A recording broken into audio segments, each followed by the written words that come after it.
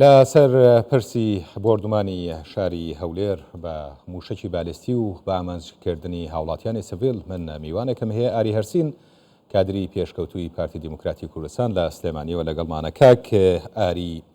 مەبەست لەم بۆردومانانە چییە؟ بەڵێ زۆر سپاس. سڵاو لە جانی پاشی هی ئەو شەهیدانی کە بوونە قوربانی هێرشە تێرۆریستەکەی ئێران و هیوادارم کە ئەوانەی کە بەهۆی ئەو هێرشانەوە بریندار بوون بە زووترین کات برینەکانیان ساڕژ بێ. ئەزانی کاکە مەسئلەی ئەم هێرشانەی ئێران جاران کە بە درۆن یا خۆی مباشر یا بە تۆپ یا بە تەیارە یان لە ڕێی ئەو تاقم و دەستانەی کە لەژێر دەسەڵاتی خۆیان لە عێراق کە هێرشەکرایە سەر شوێنێکی هەرێمی کوردستان بە بیانووی ئەوە بوو کە هێزە ئۆپۆزیسیەکانی کوردستانی ئێران لێرە داڵدە دراون و جمهوری ئیسلامی ئێران قبوڵ ناکات کە سنوورەکانی یعنی مەترسیان لەسەر بێ. ئەوە بوو دوای ڕێکەوتنی ئەمنی لە بینی لە سێ کوچکەی بینی هەرێمی کوردستان و عێراق و دەوڵەتی جمهوری ئیسلامی ئێران ڕێکەوتنیە کراو، یعنی ئەو کێشەیە چارەسەر بووە. ئێستا بیانوێشی تری هەیە کۆماری ئیسلامی ئێران کە شتێکی زۆر سەیر و سەمەرەیە کە گوایە ئێمە داڵدەی خەڵکانێک دەین کە موامرە لە جمهوری ئیسلامی ئێرانەکەن. اینجا خۆی کێشەکە لەکوایە؟ یعنی ئەم بۆردومانە مەسەجێکە کە کۆماری ئیسلامی ئێران بە ئێمە ئەڵێت و بەورتر بۆ منتیقەی بڵێن هینی ئەو دوو دێگەڵا کابێ خۆ ساکەیتەوە لە دابەشبوونی ئیقلیمیە لە خۆرهەڵاتی ناوەڕاست کە ئێستا زۆر بەڕوونی دیارە. ئەگەر لەگەڵ ئێمە نەبی دوژمنی ئێمەی بەبێ ئەوەی حساب بۆ ئەو بکا کە ئێمە دەوڵەتێکی سربەخۆ نین، هەتا بەشێک بین لەو سەنگەربەندیانەی کە لە سیاست و لە ئابووری جیهانە هەیە. ئەم هێرشانە بۆ ئەوەیە بە زۆر پاڵمان پێوە بنێن و مۆرێکمان لێ بدەن کە ئێمە سەر بە بەرەیەکی سیاسی و ئابووری و عسکەری هی تایبەتین لە خۆرهەڵاتی ناوەڕاست و بە زۆر شەڕ پێفرۆشە، ینی بە زۆر ئەوێ ملت بگری و بهێنێتە ناو شەڕێکەوە کە نەخوازراوە. باش بۆ خەڵکی کوردستان. کاگاری لە دوای ئەم بۆردومانانە ئەوە بینیمان سەفەری پێشوش و ئەم جارەش کە کۆماری ئیسلامی ئێران ئەیوت یعنی بنکەی مۆساد لێرە هەیە هەردوو جارەکە خەڵکی سیڤیل بوونە قوربانی. باشە، لە دوای ئەم بۆردومانانە ژمارەیە کاردانەوە کەوتەوە لەسەر ئاستی ناوخۆ و هەرێمی و جیهانیش. پێت وایە ئەم کاردانەوانە هیچ کاریگەرییان بێت لەسەر ڕاگررتنی ئەم هێرشانەی جمهوری ئیسلامی ئێران؟ ئەزانی یعنی ئەم کاردانەوانە بەڕێی من ئەگەر بەس لە بەیان نامە دەرکردن و مەحکومکردنا بمێنێتەوە هیچ لە مۆزوع ناگۆڕێ، لە بێ جوابی فیشک بە فیشە گەیرێتەوە، نەک بە بەیان و بە قسەی جوان و ڕازاوە. ئەمە یەک. دووهەم خۆی کێشە گەورەکە لەوەیە کە یعنی ئێمە لە پێگەیەکی زۆر ئاڵۆزین. ئێمەی کورد لە کوردستانی عێراق ئەبێ لە ڕاستیەکەی تێبگەین. بەم هێرشانەی کە لەم ئەخیرەیە ئەوەی پێرە شەوی ڕابردوو بڵێن کە کرایە سەر هەولێر، ئێمە چوونێتە قۆناغێکی تازەوە، چیدی مەجموعەیەک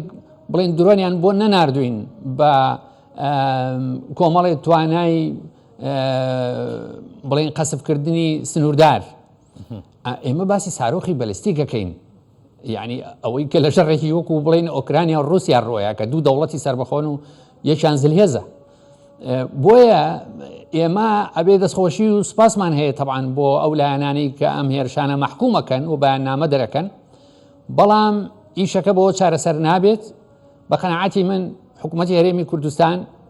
بە یەکدەنگی هەموو جونگە سەرهێچەکانی کە بەشدارن لە ناو حکوومەتە بە دەرەجە یەک ئێمە هێئەتی نیشتیمانی کوردستان ئەبێت هەڵوێستی خۆمان ڕوون و ئاشکرا بە هەموو عالەم بڵێین. کاکاری قسەمان لەسەر کاردانەوەکانە کرد. وەزارەتی بەرگری عێراق ئەم هێرشەی ئێران بۆ سەر عێراق بە پێشێلکاری سەروەری عێراق ئەزانێت و لە کۆتایی قسەکانیشی ئاماژەی بۆەوە کردووە کە ئەگەر هەیە ئەوان بە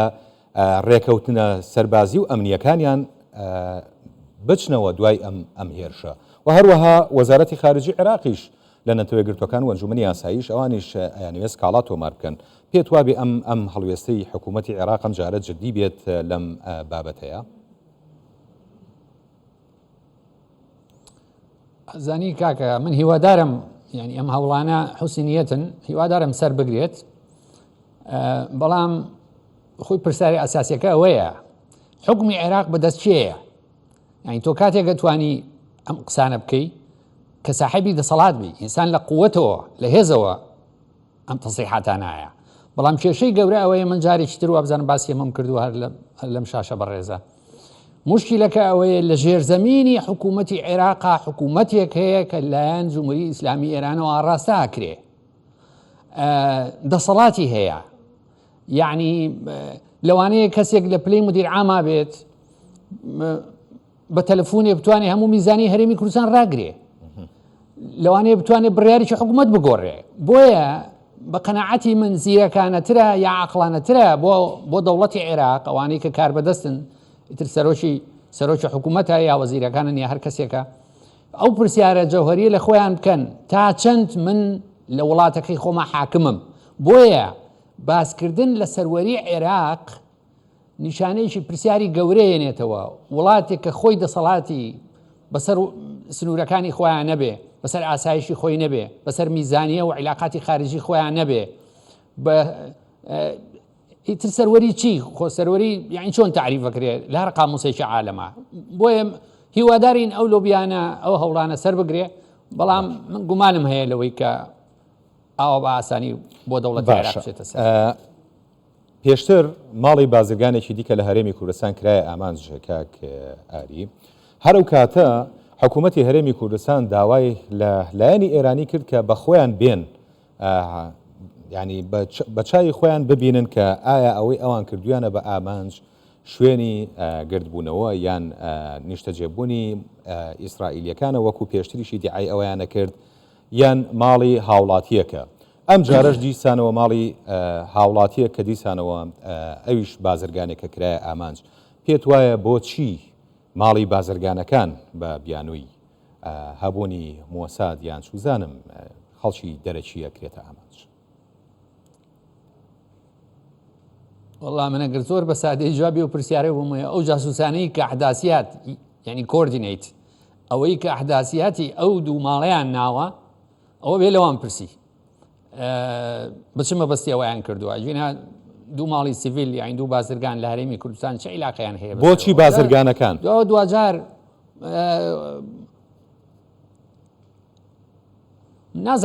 نازانم بۆچی بازرگانەکان ناڵێم ئەبێت لەو جاسوسانە پرسی کە ئەحداسیاتی ئەو دوو ماڵەیان ناوە بە کۆماری ئیسلامی ئێران لەسەر ئەساسی چی یایانە لەسەر ئەساسی ئەوەی کە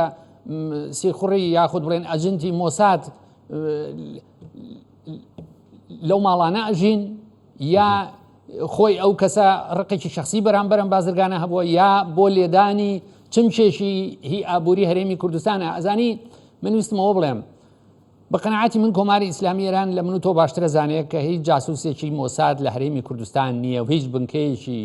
ئیسرائیلیش و هیچ جوولەکە لە هەرێمی کوردستان نییە بەڵام لەبەر ئەوەی بەو دوژمنە سەریکەی کە خۆی بۆ خۆی داناوە تەبعاً کە ئیسرائیلە لەبەری بەو ناوێرێ بۆ ئەمریکایی کە هەموو ڕۆژێ پێڵێ مەرگ بەر ئەمریکا بەو ناوێرێت لە جیاتی ئەوەی جەبهەکەی لە غەزە بێت یعنی کە بەم ڕۆژگارە ژن و مناڵی فەڵەستینی ئەبن بە قوربانی یە داخەکەی بە ئێمە ڕێژ ئەجینە خۆ هەموو کەسێک گەزانێ جارێ یەک ئێمە فەڵەستینمان داگیری نەکردووە جوولەکەیە ئەگەر داگیر کرابێ فەڵەستین ئەو جوولەکە کردوێتی خۆی ئێمە نەمان کردووە شەڕەکەی غەزە ئێمە سەرکردایەتی ناکەین و ئێمە هێرشمان نەکردوتە سەر غەزە هەرچی ئەم هێرشەی دواییە ئەمەی لە یادکردنەوەی قاسم سلەیمانیە لە کرمان ئەو تەقینەوەی کە ڕوویاوە مەسافەی بینی هەولێر و کرمان نزیکی 1800 کیلۆمەترە هێشتا کرمان سنووری بە سنووری هی پاکستانەوە نییە سیستان و بەلوچستانە کە سنووری بە پاکستانەوەیە معقولە هێرشێکی تێرۆریستی بۆ سەر کرمان لە هەولێرەوە کە 1800 کیلۆمەتر بە نزیکی لێوەی دوورە لێرەوە دابڕێژرێ لێرەوە بەم هەموو کۆریدورەی وەزارەتی اطلاعات و سوپای پاسدارانی ئێرانە بە 1800 کیلۆمەتر مەسافە ئەمانە بنێرن بۆ کرمان بۆی عملی ترۆریستی بکەن کامیان منطقی ترە ئەو پاکستان دراوسیانە لە بەرەی سیستان و بەلوچستان وە کرمان ئەمانە هین ئەکەونە یعنی پارێزگان لە ئێران لە باشووری خۆرهەڵاتی ئێرانن کە دیوار بە دیوارن لەگەڵ پاکستان ئەمانە هەمووی بیان و گرتنە ئەمە هەڕەشەی ئێرانە زەختی ئێرانە لەسەر هەرێمی کوردستان کە لابد منها ئەم ئەبێ خۆی ساخکاتەوە وەکو ئەوی ئێمە داوەتی هێزی ئەمریکامان کرد بێ بۆ ئێرە ئەگەر ئەم بارودۆخانە بەم شێوازە بەردەوام بن کاریگەری لەسەر ناوچەکە بە شێوەیەکی گشتی چیە بێت؟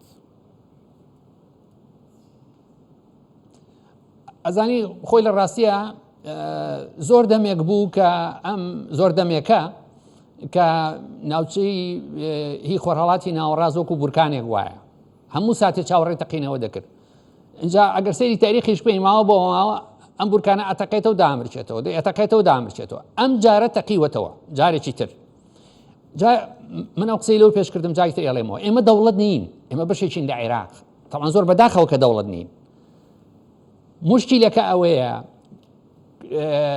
ئێمە ئەبێت چاوەڕێی خراپتر بکەین ئەگەر ڕای سیاسی گشتی جیهانی ئەگەر ئەمریکا یەکێتی ئەوروپا بڵین دووەلی عەرەبی نەچن بیر لە عیلاجێک بکەنەوە چکۆوان دەوڵەتن نەچن بیر لە عیلاجێک بکەنەوە بۆم قەزیەیە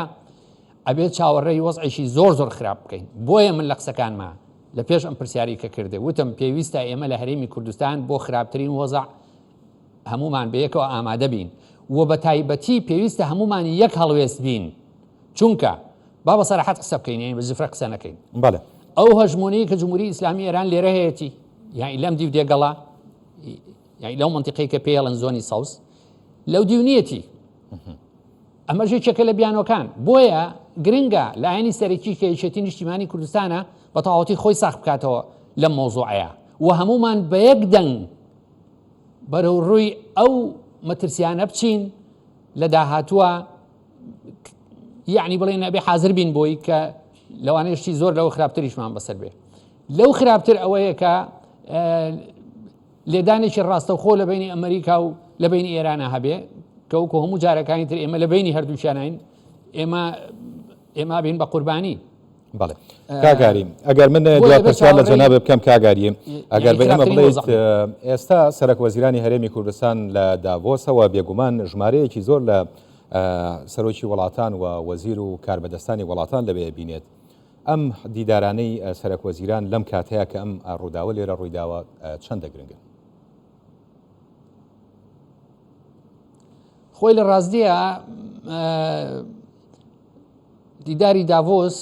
زیاتر بڵین ئابوووریە بەڵام بەداخەوە دوای ئەم پێشهاتە زۆر ناخۆشە ئەوە سەرۆک وەزیران ئێستا دوو ئەجەندا ئەبێ لەسەر دوو ئەجەندا ئیش بکات لە داڤۆس یەکیان مەسەلە ئابوووریەکەیە کە من لاوەڵەکانە جۆم لێبوو لە میدیاکانی عالەمەشە باسەکرێت بۆ ئاڕاستەی ئیشی خۆیەکە و پارەلێل یعنی تەریب لەگەڵ ئەمەیە ئەوە ئەبینین لەگەڵ لایەنە سیاسیەکانە باسی سەقامگیری ئەمنی هەرێمی کوردستان و ناوچەکەشەکە و من دڵنیام ئەو یعنی سیاست مەدارێکی لێزانە و بە هەر جۆرێ سەیری شەرقی ئەوسەدکەی لە بەرژەوەندی ئەو دەوڵەتانەشە و زۆربەی زۆری وڵاتانی عەرەبیە کە یعنی بەتەنگ داواکاریەکانی ئەو بێن چونکە بابیرمان نەچێ یعنی مەکەی مکەڕەمە کە پیرۆستترین شوێنی موسڵمانەکانە لە سعودیەیە و قاعیدەی ئەمریکی لەوێ هەیە سعودیە هەبێ بزانێت کە ئەویش لە مەترسیایە لە بەرامبەر هێرشەکانی ئێران و کوێت بە هەمان شێوە و قەتەر بە هەمان شێوە و ئەمارات بە هەمان شێوە ئوردون بە هەمان شێوە چکۆمانە هەموو لە قەمەری غەربان. بەڵێ ئاری هەرچین کادری پێشکەوتووی پارتی لە سلێمانیەوە لەگەڵمان بووی زۆر سپاس بۆ ئەو کاتەی بێمەت بەخش.